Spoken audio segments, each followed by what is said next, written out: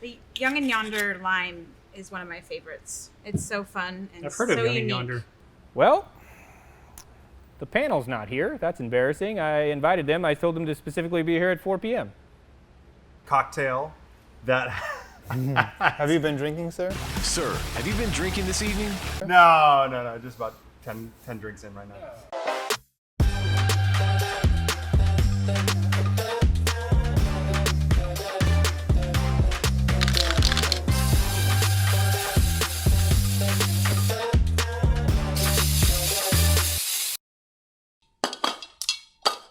Well, hello there, and welcome to another installment of Cellar Rats and the Cellar Rats. I'm Jesse Inman, and we are currently on location at Young and Yonder Spirits in Healdsburg, California. I'm Aaron Inman. The surgery went well. Can you tell? I can. Today we're going to be having a very special episode for you. It's our first location shoot. We're tasting cocktails. We got guests. I mean, we really feel like we've made it in this YouTube channel at this point. So please, all three of you, thanks for staying tuned. Thanks, Mom. So we've got two Sonoma County Rockstar bartenders here to help us craft some cocktails. We're going to take you step by step through the process and use Young and Yonder Spirits and Lucky Rock wines together to make those cocktails. And to add a little extra step, we're going to have a panel taste those cocktails and talk about them, because what else are you going to do on a YouTube episode? Get You're drunk, gonna talk. Get drunk, discuss the merits of cocktails. Isn't that all that's done on YouTube? Yeah.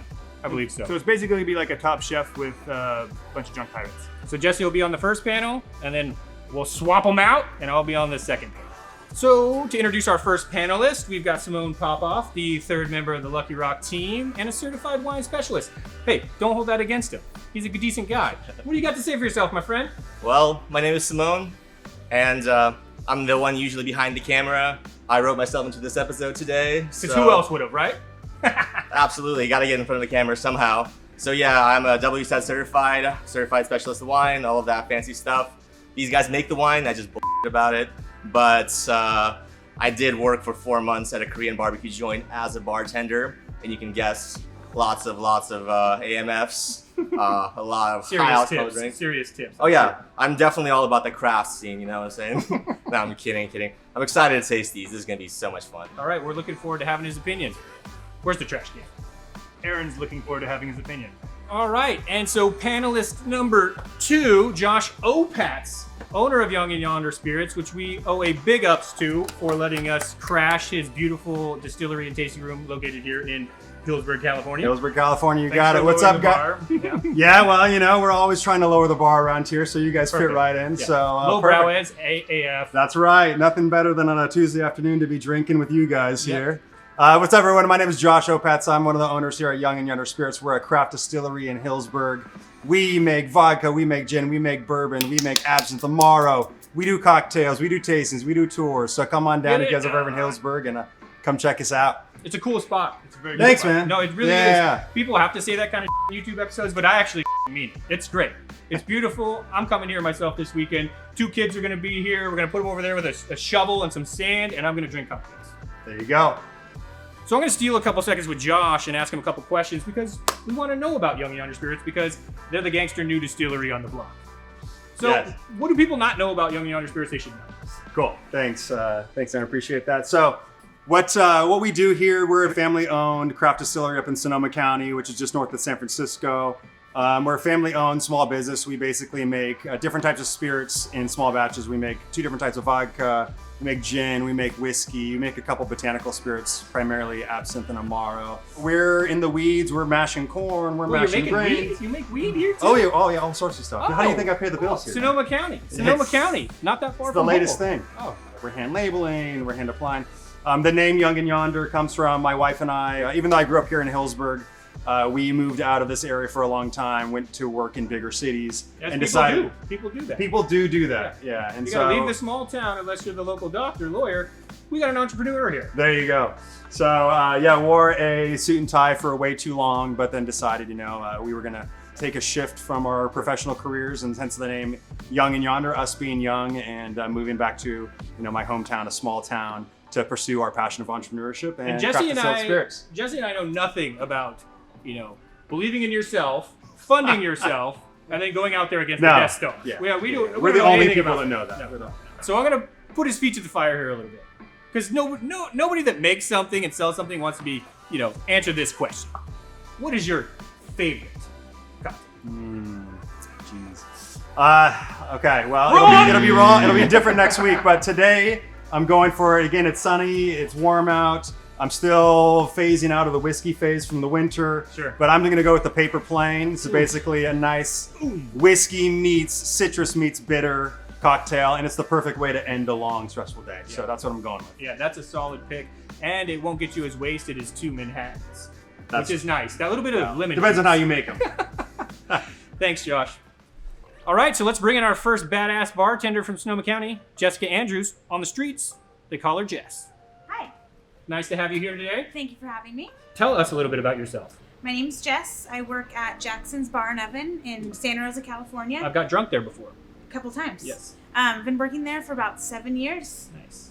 Started out as very part-time, and now I'm there, I think, all the time. Aren't you like the queen of the cocktails there? I am queen of the cocktails. That's my understanding. Give yourself some more cred. Thank you. So I'm going to ask you a little bit about your thoughts on a couple topics. What do you think about wine as an ingredient for cocktails? I love wine and cocktails. It has 2 aspects that you need in every cocktail. Okay. Acidity and good flavor. Sure. So you always want to start off with a wine that you would drink on its own. Yeah, you don't want to be using wine. Exactly. So what do you look for when you're choosing a wine and a spirit? I look for something that binds the 2 together, that Okay. marries them. Maybe a similar tasting note or something that they can play off of with each Sure. other in the drink. Adding other ingredients as well, but making sure those 2 could taste together on their own. Sure. You complete me kind of situation. Absolutely. Yeah. All right, so what cocktail are you going to be making for us today? I am making something called Lucky Punch. It has the Sauvignon Blanc by Lucky Rock Delicious. with the Young and Yonder lime vodka Refreshing. with ginger, honey, and some fresh berries. Nice. That sounds delicious. It's a little bit of a crowd pleaser. Yeah. Nice. I'm going to do a face plant after I drink the whole thing. Okay, so first I'm going to start with some berries, Delicious. blueberries and raspberries. Raspberries. In some countries they call them a strawberry, but we'll go with raspberry. I think raspberries good today. I'm going to muddle these. Nice. That's good technique. Then I'm going to add some lime juice. Lime This juice. is fresh lime juice, Organic. organic. Ooh, good. And then some syrup. This is a ginger honey. Ginger honey. Nice. And how did you come up with this cocktail? I originally came up with it with leftovers. Perfect. It was a holiday, and I had used cranberries originally, but I had ginger and honey in my fridge. Yeah. I was trying to impress the family. Nice. I'm the bartender of the family. And Well, I feel like we're family now, and I'm Yes. So it was just one of those things that happened to come together, and I went back to the bar and tweaked a couple of things and made them a little more elevated. Yeah, And nice. now we have finished product. You can already start to smell how aromatic it is. The Young and Yonder lime is one of my favorites. It's so fun and I've heard of so Young unique. and Yonder. And is this a takeoff of any kind of drink that we might know, a cocktail we might know? I would say closest would be like a wine spritzer. Wine spritzer, sweet. Easy to drink and has that lime flavor. It's Yeah. Carbonated. There's fruit. An elevated wine spritzer. Absolutely. Shake it up. Tom Cruise it up a little bit. And the other guy from Cocktail that nobody ever remembers, whatever his name is, he dies at the end. Sorry, spoiler alert. The Mentor. And a double strain to get the seeds and skin off from the Nice. berries. That's usually what I do with my toilet Merlot. It's got a beautiful color. Pink, very pink. Very pink, but for everybody. For everybody, except children. Yes. This is a family show. Right. There's age limits.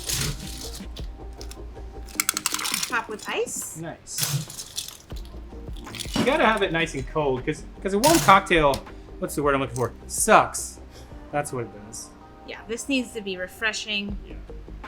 Maybe by the pool, if you have one of those, you Absolutely. fancy pants audience. And some berries. All the garnishes, there's never enough. That's some of the fun part about And then finish it with a fun straw. elevating cocktails. Look at how beautiful that is. Drink with your eyes. Drink with your eyes. Yeah, Lucky Punch. beautiful. Can't wait to sip these with the panel. Thanks, Jess. Welcome. All right, so my hard part's over. I'm gonna turn it over to this capable young man. Some Now- people call my Now brother. the professionals start. See ya on the panel. All right, so we're gonna bring in my dear friend Danny O. I've known this young, handsome bastard for about 15 or 16 years. If my friend Danny would please step into the scene. Hello, friends. How are you? Yep. So tell us a little, Danny. Danny tell O. us Name, location, name, sex, location. Name, sex, location. Non-binary. Just lots of non-binaries. Sorry. I'm Daniel Hinaga. I've been in the bar industry a little over 20 years now, give or take. Been crafting cocktails, I think, since I started working with you. Yeah. You know, on a very solid level. Got to start a brand called the Good Time Bros once upon a time. We had a podcast, we did some events. I have their We tattoo actu- on my leg. Yes. And then after you on our podcast, we went to go get tattoos of your logo. It's a great day, special You get them bonds. lubed up and then you fill them full of ink or whatever. We also did an event here at Young and Yonder called the Bitter Brawl. So that was exciting. So I've been able to work with Josh and get to know these guys as well. Yep, good peeps. And yeah, now I'm just been furloughed and enjoying life. COVID. Coronavirus! So, we're doing wine cocktails, which obviously involve wine and spirits. What are you Correct. looking for in a wine and or spirit when you're picking one for a cocktail? Generally, I don't. So, Well, I'm so glad just we could kidding. force you into Just this. kidding. No, but I mean, really kind of building off that. I mean, to me, it was an exciting challenge. I liked it because I do use a lot of vermouth, Amaro, aperitifs, fortified wines, They're like stuff cousins. like that. Yeah, so just kind of thinking about how that's going to play. And I think I've always tried to take ingredients that maybe seem a little off and then kind of making this That's why you like butterfly. me. Yes, make a little butterfly out of a larva, so yeah. And so when you put a spirit and a wine together, what would you use both for, respectively, in the cocktail? Like the cocktail I'm going to be doing, it was using your wine in a place of, let's say, Aperol, Yeah. or something like that, an aperitif. And then, I don't know, it's just kind of hard because I will kind of go backwards. What I'm going to be making for you is Plain Lucky. It is a variation off Paper Plane, which I think I heard was Josh's favorite cocktail. Yeah.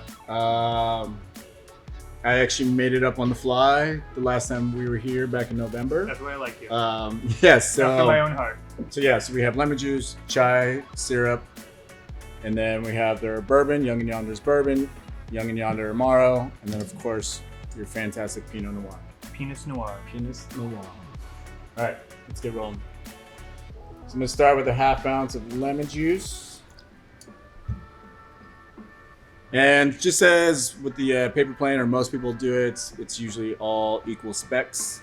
Most of the times with cocktails like that, I'll always boost the spirit, maybe like a quarter ounce, a little bit more. But And I know the ingredients you're using, like say like the lemon juice, lime juice, Amaros, are you picking them for a specific reason? Is it like a certain brand maybe, or do you stick to organic, or does it you just kind of use lime juice, lemon juice around? yes. Yeah. Yes. I mean, I would love to say that, yeah, I'm always going to specifically go for organic lemons. I mean, using fresh juice, regardless, is the way to go. It just kind of depends on where you're at and what you're kind of doing. Yeah. You know, if I'm in a bar, Whose like, house you're at, or yeah, like where are you buying them from, yada, yada. And then, with the syrup, it's basically just making chai tea and then adding the sugar to it. And then just kind of, so this is a little quick style. This one I do just add some lime in there and add a little bit of a vanilla extract as well. So just to kind of bring it out, which I think is what worked with even the wine and the bourbon. Yeah, and that's one thing And- I've noticed. Danny, he really likes to make his own concoctions, especially when it comes to simple syrup. He'll infuse things, and we've included some of the recipes for those in the. You'll find them in the links in the video. Yeah, and I kept it pretty simple with the recipe for the chai. I didn't add that I did that, and I can do that. Yeah. But again, it's just kind of like seeing what I have around me, and then really just trying to make the magic happen. Yeah. And usually it works out. Yeah. So And if not, you just drink it and start over. exactly. So then I did a 3/4 ounce of chai tea syrup, and usually I'll always go with the least expensive ingredients first. So if you're making these at home and you F up, you can dump that down the sink and you're not Really? wasting booze. I've never you actually know. thought about that before, so that makes perfect sense. Yeah, it's kind of nice. You don't want to throw your lovely alcohols away. You want to throw the You want, sparkling yeah, you water want to throw away. your sugar, your citrus. You Yeah. know. So then I got 3/4 ounce of Young and Yonder bourbon. Hopefully this. Oh yeah. This is for the flies. Oh, look at that. That's very fly. For a white guy.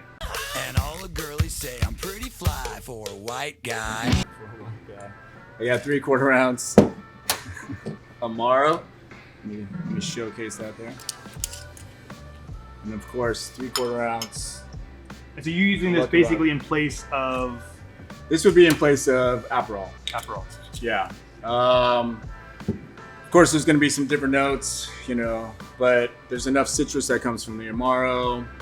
And so these almost kind of work in conjunction of being Aperol and a different Amaro. I mean, Yeah. this one is very close to the Amaro Nonino that is used in the paper plane. And this has a sweetness that the Amaro doesn't. A little bit, yeah. But, you know, and that's what's just kind of fun here because the different notes that you will get on there, you know, I mean, there are some earthy notes and then you do get some like dark fruit as well. So, and a lot of it is really just kind of bullshit. I did make it up on the fly. And Yeah. it was just kind of like, I feel like these things would go together. Welcome to my life, Danny. Yeah. Welcome to my life. Yeah. It's fun. And I don't know. That's what I've always, I guess, been kind of known for is just random cocktails. So while I set up, Well, I remember you came up with a naked lady at Monty's, and that's still to this day one of Yeah. my favorite cocktails. that was a good one.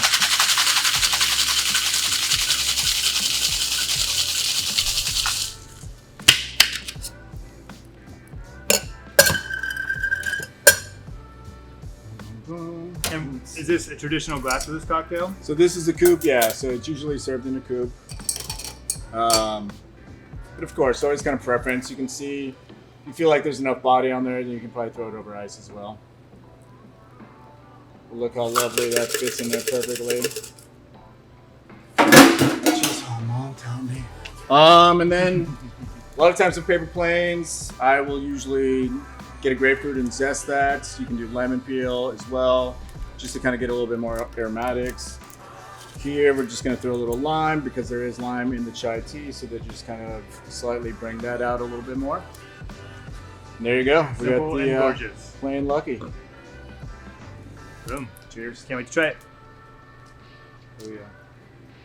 You want to try it? No. Yeah, you can try it.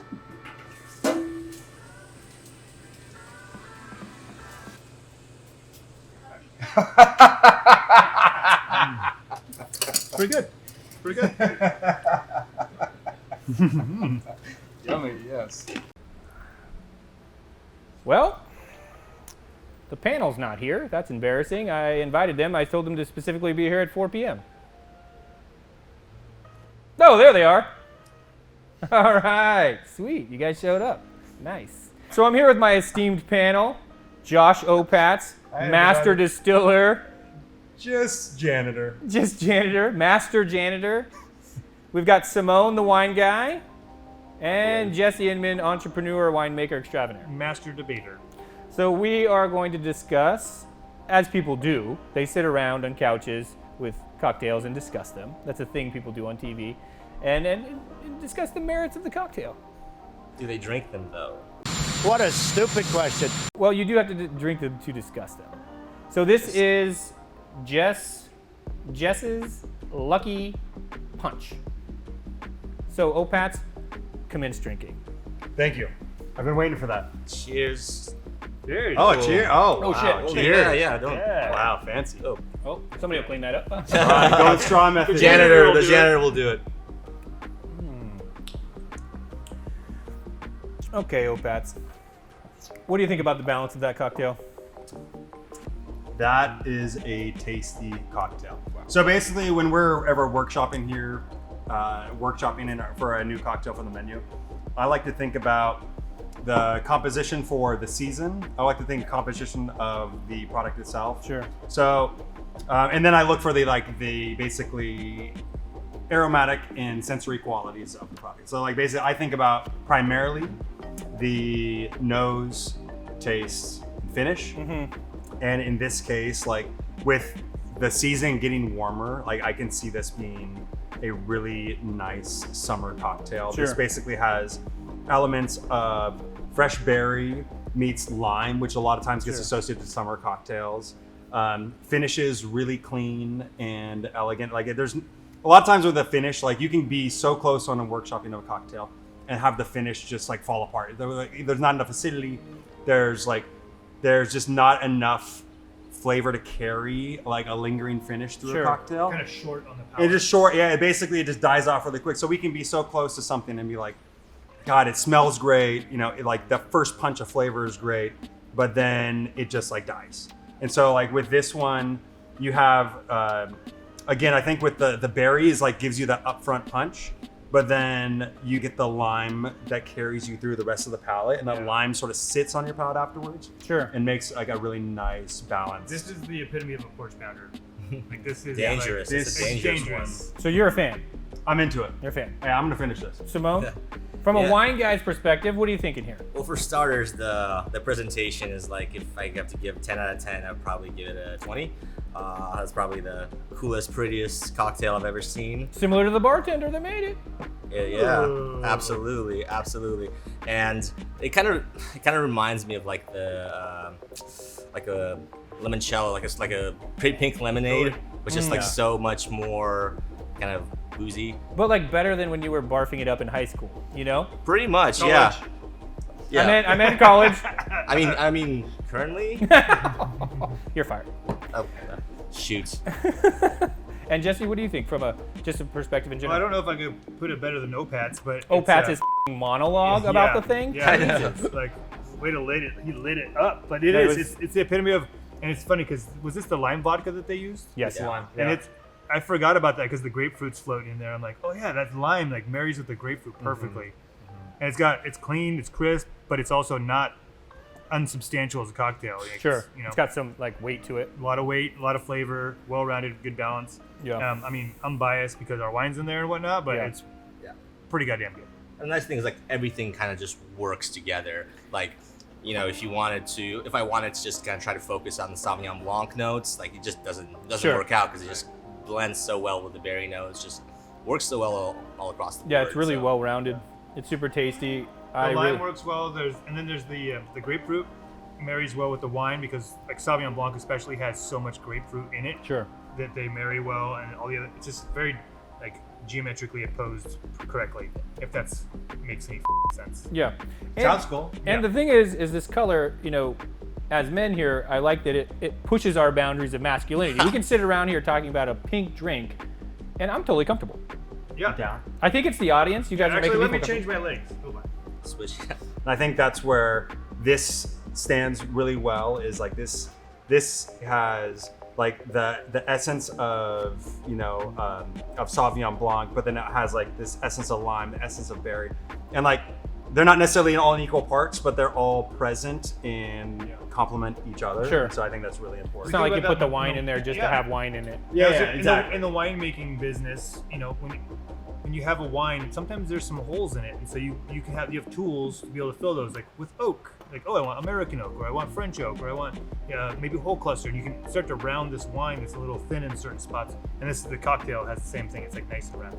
Yeah, so that's why with cocktails you can be a little bit more experimental than with wine. Like you have to do a whole vintage It's a through, 2-year commitment. and it's like, hey, at least a 2 year. And it's like, hey, I didn't like that much. Well, better luck next year. Versus this is like, we can play around, tweak it a little bit. I gotta say that was a lot more insightful than I thought it was gonna be. I mean, I was like, what are we gonna actually? And then I actually learned a lot about you guys, myself, the cocktail. I even cried a little. Yeah. Well, I don't have tear ducts, but I cauterized it in a ski accident. But, wow. Tell us more about that. we don't have time to go into it. It's complicated and sad. Well, I think that was a lively discussion, and we should move on to discussion number 2. We should cheers one more time. Oh, second cheers. Cheers, guys. Who's gonna shit on a second cheers? Yeah. Beat that booby flay. And so just like any brother that's a little brother, now's my time to shine. Anyway, enough about me. What do you guys think of the cocktails? We haven't had them yet. Why don't you try them? Let's do it. dive right This in. could be a tough cheers. No cheers. Wow. Cheers. That's Mess rough. with the foam? All right, keep it level, guys. Oh, God. Level. I'm gonna miss Aaron. It's like I'm a sorry. fountain. Holy What do you think, OP?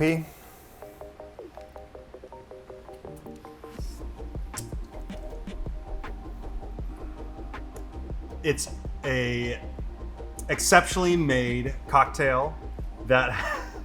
Have you been drinking, sir? Sir, have you been drinking this evening? No. Just about 10 drinks in right now. research. Yeah, exactly. Balancing of the palate. So what's I think really cool about this is something we didn't talk about too much in the last cocktail that we'll talk about here is like the use of head in cocktails. What are you doing later? Please, sorry. I know. Sorry.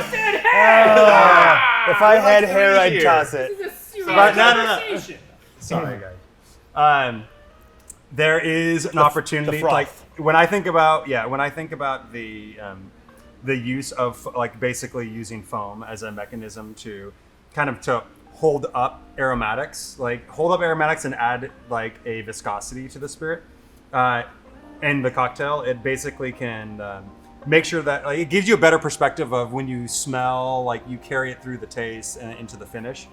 And so like with this, like what immediately surprised me is like I expected one thing, and what I feel like is the foam carried forth what I would be drinking, which is like it carried the chai flavor up. And I think like had the foam not been present, like the chai probably would have been more of a surprise. But like having that foam layer really helps with like almost like an intro into the spirit. So overall, really good viscosity, which again I didn't feel that we covered too much in the first one, but it's really important in cocktail making. We call it mouthfeel in the wine business. Just Yeah, exactly. So we think of like even in the spirits business, we think of like products having different levels of viscosity and different like attributes for what make them what they are. Sure. So when we look for viscosities in different spirits, and we like try to make sure that we attribute some form of balance between kind of like the market expectations and the social expectations around a spirit, and like the density and character. And I feel like again, using attributes that develop foam helps to draw out like good viscosity characteristics. and in tandem with viscosity, I also, because being a winemaker, I like tannin.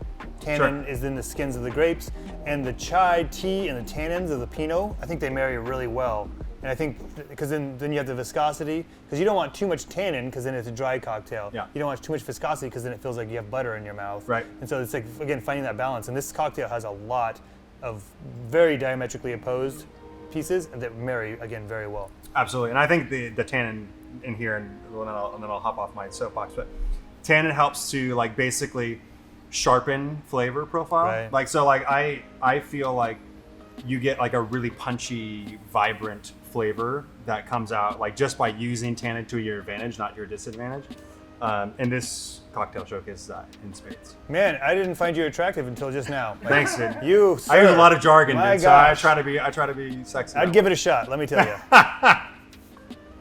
Well, let me go get my cocktail dictionary to follow up this mother. Yeah. Take notes, boys. Take notes. No, that was insightful. I think I was looking at this. We talk a lot about mouthfeel in wine. Yeah. Like, I mean, people talk about aromatics too, but we at Lucky Rock talk a lot about mouthfeel, especially with Pinot Noir. And the mouthfeel, which has a lot to do with what you're talking about with tannin and viscosity, has an impeccable mouthfeel. It's just like it's from start to finish. It's just like got this even roundness all the way back. Yeah, it's way more than I expected. Yeah. Which you don't get in cocktails a lot. Sometimes they're front loaded, back loaded, whatever. This one's like extremely balanced. Yeah. And from a texture standpoint, it's delicious. And that's why I like Dan's philosophy is like, you give me the ingredients, I'll make them work. And then if they don't work and I still like them, I'll tweak them. And I think this is a good example of that. Yeah, it's super tasty. Yeah, that's one of the things I wanted to say. It's just incredible that it's just completely, couple different ingredients come up on the fly. just makes it so exceptional. And it's really, it's really hard to follow up with that. That was my thought too. Is like it has so much richness. It has so much texture. There's a front, there's a middle, there's a finish. It just kind of carries you through everything. You get the classic kind of shine notes. You also get the Pinot Noir. You also get the Lucky Rock, which is something that is amazing. There's wine in there. Yeah. Like and again, also, back to, but I was thinking, it's the Amaro adds a spice Yes, to it, exactly. a spicy component that's necessary. and also the in chai cocktail. too, kind of. Yeah, But I feel like this could go winter or Yeah. summer. well, I was just thinking, for sure. when- This is a year-round. Yeah. This is a year-round menu. But if you're sipping this by the fire, yeah, there's no letdown. But if you're having this like in a cabana in Vegas at a foam party, perhaps, What are you doing later, man? let's get the hell out of here. then you're gonna be happy too. I mean, Yeah. this lives both lives. Yeah. And also just to talk about the presentation, I mean, I said 20 out of 10 last time. This is easily 15 out of 10. Not quite matching up to the presentation of the previous one, but still amazing. I mean, The previous one, the presentation was like, I don't know, it just looked like a fun time, and it followed it up with Yeah, that like it's just- summertime, fruity, Yeah. just fresh. This, it looks like a Manhattan, like a paper plane, and it fits the profile of what you expect from that. But it's beautiful. Yeah, and I would say that there is importance in not judging a book by its cover, because I feel like I live by that. because well, we all do. We're poor entrepreneurs. We all get it. But like, okay, so if I, without criticism, saw both cocktails side by side that we were trying today, I would have been more expectant to have the first cocktail, or the basically the berry lime cocktail taste like how it did. Sure. Whereas this one, it doesn't look extravagant. Kind of threw you for a loop. But it has like elements of complexity to it that are just nice. This one to has a experience. lot more depth. Yeah. So Yeah, it's it's like it's just like surface versus depth. Yeah. Like not always like But just you- like saying that more berries means more flavor. Right, It's just right. like. But you're there's different- layering a couple of different stages. I mean, you got the bourbon, you got the Amaro, which is I had that in your grapefruit cocktail. I mean, Amaro with grapefruit. That was never that thought was about behind it. the scenes. That was behind the scenes. So, well, Would you as a distiller, would you say Amaro has finesse, or is it more of what is the descriptor that you would give to Amaro as an addition to a cocktail? So if it's not on its own, which is the customary way, is basically to either drink it on the rocks neat or with like a flavorless bubble, like Yeah. a soda. It's a digestive piece, correct? Exactly. So it's an Italian origin bittersweet liqueur, which basically liqueur means that there's a presence of sweetness added to the distillation process. But in the sense of what we're talking about here, I would say we're talking about we're adding bitterness, we're adding flavor, and we're adding density. I think those are the three attributes that you think about when you think about whether it's an aperitif, that's Campari or Aperol Yeah. or Amaro or any other Amari that are in the Those are the marketplace. three pillars you're kind of working with. Those are sort of where they bring value to a multi-layered cocktail. Yeah. in my opinion. So Makes sense. Well, let's cheers to Danny and his delicious Plain Lucky. Don't mind knowing you. And here's to Uber. yeah, that'd be the case. All right, guys, we appreciate you hanging out with us today. Hopefully you learned something about craft cocktails, how wine and spirits mix together to make epic foam, things of that nature. I want to thank Josh Opatz and his beautiful distillery here in Hillsburg, California. Appreciate it. I want to thank Jess and Danny O for these amazing cocktails. It was really an epic day. I want to thank my brother for, well, he was here, and that was important to me. That's all I can do. And I want to thank you guys for coming out and bringing down the vibe in this place. Yeah, Like literally. That's what we do. Like, wait, thanks for. That's what we do. We Thanks for lower the making bar. me look bad. We lower the bar. Cheers. So, Cheers. cheers, and we'll see you on the next episode. All right, let's do another one, guys. We can do better. Yeah, I do that. But then when I'm like, he's like, no, I'm good. I'm like, no, no, I'm not.